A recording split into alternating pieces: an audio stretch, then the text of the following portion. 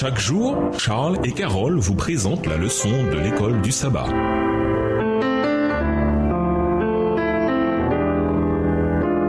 Bienvenue dans votre émission Dieu nous parle. Nous voilà à la leçon de jeudi. Notre fidélité. Dans toute sa profondeur et sa beauté, à bien des égards, l'épître aux Hébreux n'est qu'une longue exhortation adressée aux Juifs qui ont accepté le Christ. Et voici à quoi Paul les exhortait. Restez fidèles au Seigneur. Restez fidèles au Seigneur. Cette fidélité doit bien sûr découler de notre amour de Dieu, de ce qu'il est, de son caractère et de sa bonté qui se sont exprimés avec force à la croix du Christ. Parfois cependant, les êtres humains ont besoin qu'on leur rappelle les terribles conséquences de leurs égarements. Autrement dit, nous devons nous souvenir qu'en fin de compte, si nous n'acceptons pas ce que Jésus a fait pour nous en payant le prix pour nos péchés, nous devrons payer ce prix nous-mêmes, ce qui se fera avec des pleurs et des graissements de dents. Matthieu 22, verset 13, et qui sera suivi de la destruction éternelle. Lisons Hébreux 10, les versets 28 à 31. Que dit Paul et comment cela s'applique-t-il à nous aussi? Hébreux 10, versets 28 à 31. Celui qui a violé la loi de Moïse meurt sans miséricorde sur la déposition de 2 ou de 3 témoins. De quel pire châtiment pensez-vous que sera jugé digne celui qui aura foulé aux pieds le Fils de Dieu, qui aura tenu pour profane le sang de l'alliance par lequel il a été sanctifié, et qui aura outragé l'esprit de la grâce? Car nous connaissons celui qui a dit « À moi la vengeance, à moi la rétribution », et encore le Seigneur jugera son peuple. C'est une chose terrible que de tomber entre les mains du Dieu vivant. Il est intéressant de noter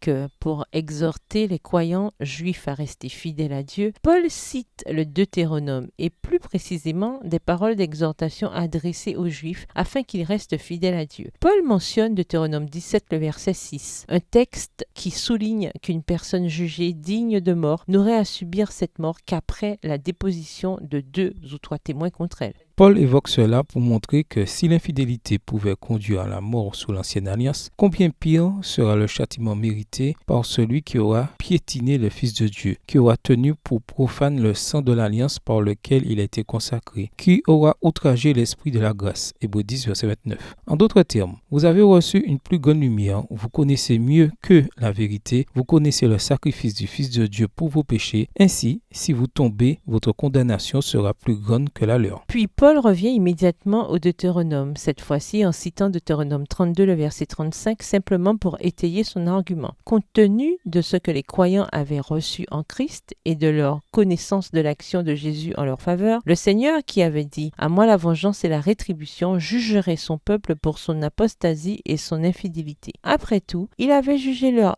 ancêtres qui n'avaient pas les mêmes connaissances qu'eux du Nouveau Testament, la révélation plus complète de l'amour de Dieu à la croix. Ainsi, au fond, Paul disait, vous devez prendre conscience de cela. Le Seigneur jugera son peuple. Deutéronome 32, verset 36. Quel est notre seul espoir concernant ce jugement? Voir Romains 8, verset 1. Romains 8, le verset 1. Il n'y a donc maintenant aucune condamnation pour ceux qui sont en Jésus-Christ. Au revoir. Et à demain si Dieu veut.